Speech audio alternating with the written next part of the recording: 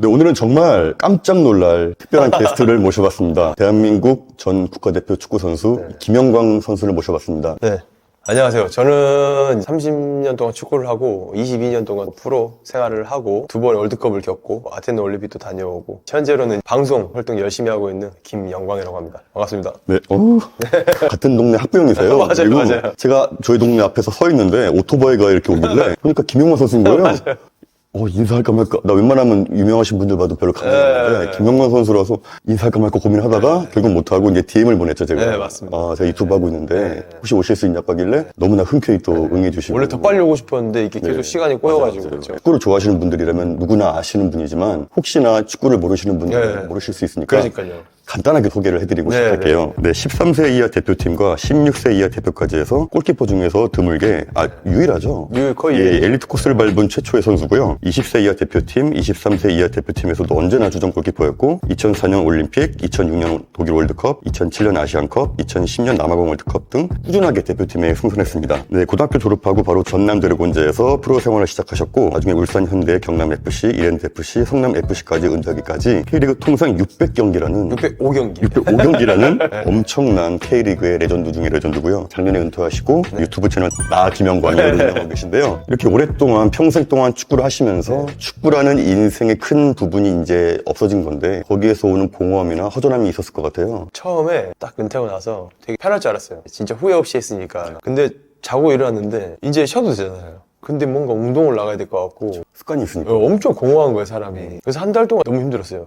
이 운동을 나가야 될 것 같은 그러니까 프로 선수는 거의 루틴이 매일 같아요. 근데 그거를 한순간에 몇십 년 하던 거를 딱 끝내고 이제 혼자 생활을 하려고 하니까 거기서 오는 그 공허함이랑 어색함? 그것 때문에 되게 힘들었습니다, 적응하느라고. 네. 그래서 그냥 이제 할 것도 없는데 괜히 밖에 나가서 집에 있으면 괜히 또 그래서 그냥 애들 데려다 주면서 커피숍에서 앉아서 막 뉴스도 보고 그동안 못한 것도 좀 하고 그렇게 막 시간을 보내려고 했던 것 같아요. 괜히 집에 있지 않았어요. 집에 있으면 뭔가 근데 평생 동안 축구하셨고 워낙 돈도 많이 벌으셨을 텐데 그런 마음이 생기나요? 그래요, 맞아요. 그거는 또 다른, 저 혼자 생각에 뭔가, 그러니까 계속 그동안 수입이 계속 있다가 이제 은퇴를 하면 수입이 없으니까.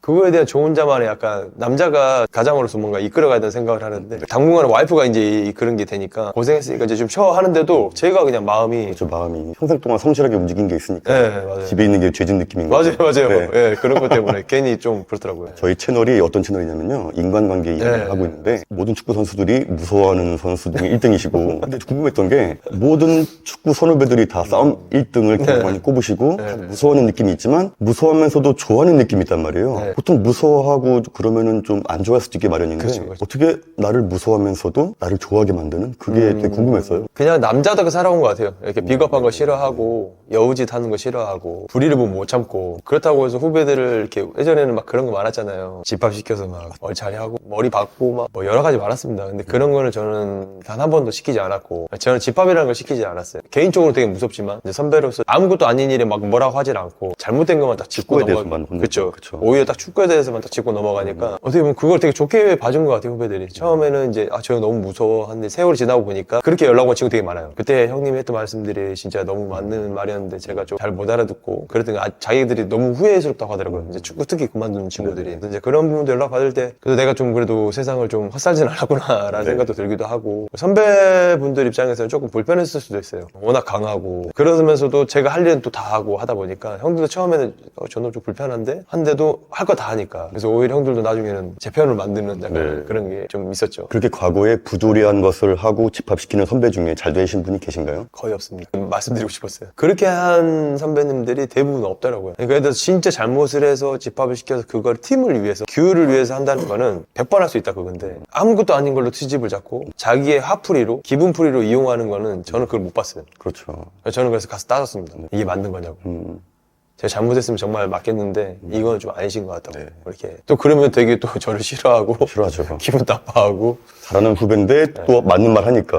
이걸 보시는 1년, 2년 이후에 형들은 조금 저를 좋아하시는 분도 계시지만 안 좋아하는 형도 있지 않을까 생각이 듭니다. 그 영상 보니까 집합을 싫어했던 이유가 딴 게 아니고 그러니까 새벽에 집합을 시키면 다음날 훈련에 지장이 있으니까. 맞습니다. 근데 그 어린 고등학생 나이에 그 정도까지의 마인드셋을 하기 쉽지 않은데 어렸을 때부터 성공에 대한 갈망이 컸던 것 같아요. 운동선수로서. 그렇게 어린 나이에 성공을 해야겠다라고 강하게 마음을 먹었던 그런 이유가 있을까요? 제가 골키퍼를 초등학교 4학년 때 공교수를 하다가 이제 골키퍼들이 다치는 바람에 골키퍼를 전향을 하게 됐어요. 제가 하고 싶다고 손을 들어서 해보니까 이 골키퍼라는 매력이 너무 재밌는 거예요. 근데 그 와중에 제가 골키퍼를 시작하고 6개월 만인가 유소년 대표팀이 됐어요.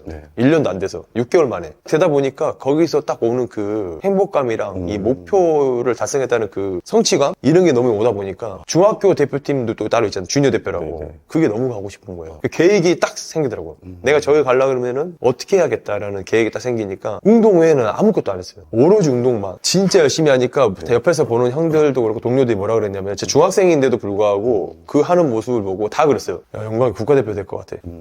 주니어 대표가 아니고 나중에 제 국가대표 될 것 같다고 다 그렇게 얘기를 그러니까 운동을 거의 미친 듯이 했거든요. 밥 먹으면 나가고 잠자는 시간 외에 다 운동을 했어요. 고등학생이 되니까 제가 주니어 대표를 또 달았잖아요. 1년 선배 2위를 간 거예요. 월반에서. 그러다 보니까 고등학교도 자연스럽게 좋은 학교 진학을 했고 또 전라도에서 제일 잘하는 선수만 또 오거든요. 그러다 보니까 대표팀 같은 느낌도 있고 근데 그쪽에도 살아남으려고 그러면 운동을 또 열심히 해야 되는데 그런 부조리들이 있다 보니까 이거를 하면 내가 운동을 못 할 것 같은 거예요. 그러니까 집합하면 하겠는데 굳이 새벽에 깨워서 훈련에 지장을 주느냐. 그러니까 싫은 거 아니에요? 저녁 먹고 잠깐 비는 시간에 하면 괜찮은데 자야 될 시간에 하다 보니까 이걸 못 참겠더라고요. 그러면 안 되는데 이제 와, 나 못하겠다. 보통 당한 게 있으면 올라가면 또 똑같이 하기 마련인데 이걸 없애신 거잖아요. 없앴죠. 그래서 제 또래 친구들이 저를 좀 싫어해요. 이제 고학년 돼서 좀 하려고 했는데 말을 못 하겠는데 그 친구가 집합시키면은 이제 후배들이 저한테 쓰고 와요. 형 이거는 좀 아닌 것 같은데 좀 어떻게 좀 해주시면 안 돼요? 라고 와요. 그럼 제가 집합한테 쓱 가가지고 야 이건 좀 봐줘라. 야 이런 거 좀 봐줘라. 그러면 이제 그 친구 입장에서 이제 많이 좀 속상할 수 있지만 이제 후배들이 좀 운동을 해야 되는 친구들이니까 제 입장을 돌아봤을 때 이 친구들이 그럴 시간을 좀 더 운동을 더 하면은 조금 더 좋은 선수가 될 텐데라는 그런 생각을 했던 거죠. 그 당시에 갖기 쉽지 않은 마인드였는데요. 그렇죠. 마인드가 조금 달랐던 것 같아요. 그래서 고등학교 때도 2년 월반에서 청소년 대표를 갔죠. 월반에서 가기가 쉽지가 않은데 2년 월반한다는 거는 고등학교에서는 진짜 있을 수가 없는 천재인 것 같아요. 근데 저는 근데 천재라고 생각 안 하고 진짜 노력형이라고 생각하거든요. 제 동네가 부천이었는데 인천 부천이었는데 당연히 날고 긴다는 애들이 나중에 보면은 K리그를 못 가고 와 저렇게 괴물 같은 친구들이 K리그를 못 가니까 엄청난 바늘구멍인데 그 K리그 안에서도 또 바늘구멍이 국대잖아요. 김영환님 보시기에 이 국대까지 가는 과정이 한 분야에 탑이 되는 과정이 재능이 더 많은 것 같나요? 아니 노력이 많은 것 같나요? 진짜 정의하기 힘든 것 같아요. 저는 재능으로만으로도 대표팀 간사를 받고 노력으로만으로도 대표팀 간사를 받기 때문에 어느 정도의 신체 조건이 받쳐준다는 가정하에 너무 운동신경이 떨어지면 아무리 노력을 해도 100을 채우기는 힘들어요. 그렇지만 내가 신체 조건을 어느 정도 가지고 있는데 여기서 내가 노력으로 몇 거 넣을 수는 있어요. 그러면은 재능을 가진 사람이 80이라고 쳤을 때 나는 재능이 없고 50이야. 그럼 이 선수는 20%만 하면 100을 채울 수가 있잖아요. 근데 이 사람은 50% 하는 노력으로 100을 채울 수는 있잖아요. 그러니까 충분히 가능성이 있다는 거죠. 내가 어느 정도의 신체 조건만 가지고 있다 치면. 어린 시절부터 국대가 꿈이었던 거죠. 그렇죠. 저는 처음으로 태극마크를 딱 가는 순간 내가 국가대표가 돼야지라는 생각을 했었고 그리고 골키퍼를 처음 시작을 할 때 병지 형님이 워낙 잘하고 계셨거든요. 그래서 내가 부모님을 설득시킨 게 김병지 같은 선수가 되겠다고 해서 병지 형님을 바라보고 목표를 설정을 하다 보니까 형님을 따라가려고 했었죠. 그러다 보니까 한 단계 한 단계 올라서지더라고요. 그 김영광님께서 어렸을 때부터 국대가 되기 위한 남다른 노력이 있었을 것 같은데 저는 이 모든 전국에 있는 우리 또래 친구뿐만이 아니라 동생들, 형들을 다 경쟁 상대로 생각을 했어요. 동년배뿐만 아니라 다 선후배들 다. 예를 들어서 나와의 비슷한 또래 친구들이 내가 쉬고 있을 때 운동을 하지 않을까. 유소년 대표를 갔다 와서 또 잘하는 친구들 같이 해봤잖아요. 내가 이 친구들을 이기려고 그러면 뭐가 필요할까 생각했을 때 노력 않고 가만히 있을 때 이 친구들 노력을 할 것 같다는 생각이 드는 거예요. 저 선수보다 내가 더 열심히 해서 더 많게 노력을 하면 다음에 만났을 때 내가 좀 더 앞서 있겠지 라는 생각을 어렸을 때 했던 거예요. 그 생각 막 들으니까 노력을 안 할 수가 없더라고요. 잡히기가 싫으니까. 한번 태극마크 달고 오니까 더 싫은 거예요. 이제 이게. 저걸 내가 계속 유지를 하고 싶은 마음이 생기다 보니까 진짜 미친 듯이 했던 것 같아요. 그래서 진짜 저는 와 다시 만약에 중학교로 돌아가서 뭐 축구를 해볼래? 저는 절대 안 해요. 저는 못할 것 같아요.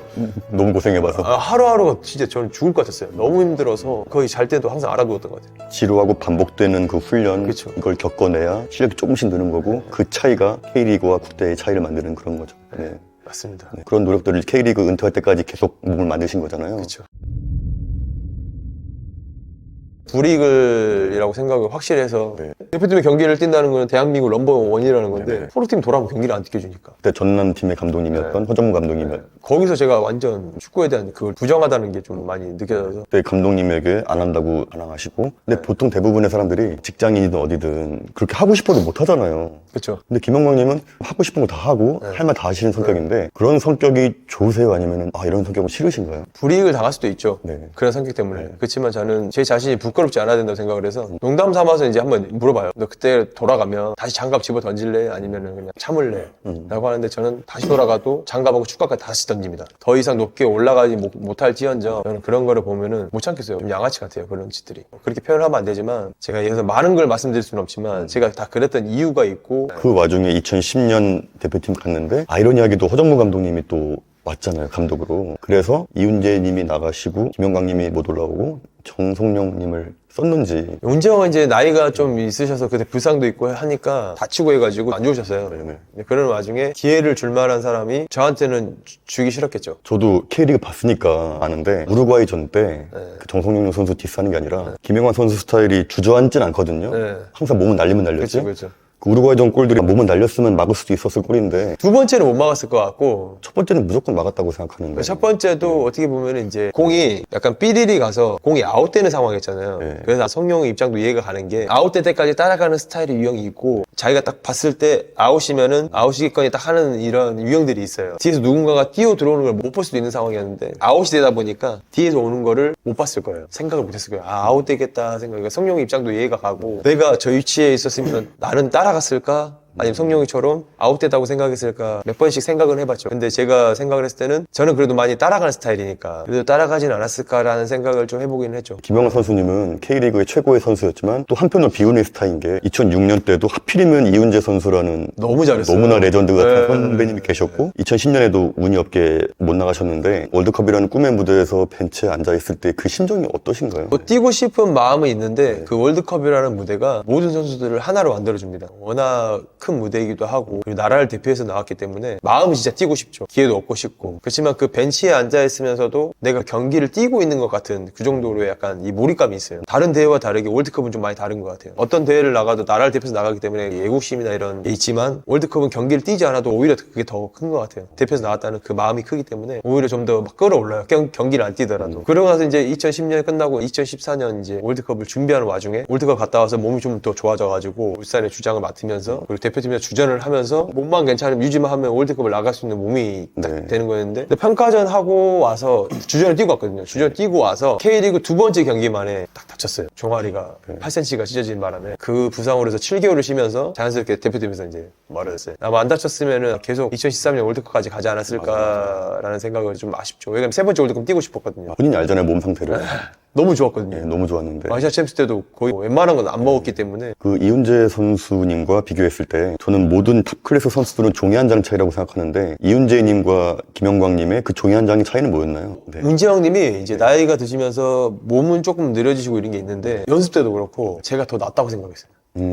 몸 상태가. 근데 경기장에 딱 들어가면 나오는 그 퍼포먼스가 있어요. 엄청난 안정감이 있어요. 저 형 들어가면 골 안 먹을 것 같은. 김영광님도 안정감 있으시잖아요. 저하고는 비교 불가해요. 그 문제는 아우라가. 그게 엄청 커요. 연습할 때만 이길 수 있을 것 같은데 딱 경기장에 들어갔을 때는 저 형은 능가할 수 없을 것 같은. 그 월드컵이라는 엄청난 무대를 경험을 했고 거기서 엄청난 선방을 했었고 하다 보니까 거기서 나오는 무언가가 있어요. 그 경험에서 오는 어디를 찰 거를 알 것 같은 미리 알고 움직이는 느낌. 네, 그런 게 너무 커요. 타고난 거죠, 그런 건. 약간 타고난 것 같아요. 운정이 그 예측 능력이랑 센스랑 이런 게 너무 타고나셔가지고 제가 엄청 빠르고 신체 조건 훨씬 좋은데도 그 경험을 못 이겼으니까 능력이죠, 그것도. 그 형님이 가진 능력. 미래를 예언하는 사람 마냥 떠 있으면 공이 온다고 막 제가 한 번씩 그러는데 그 정도로 예측을 잘하세요.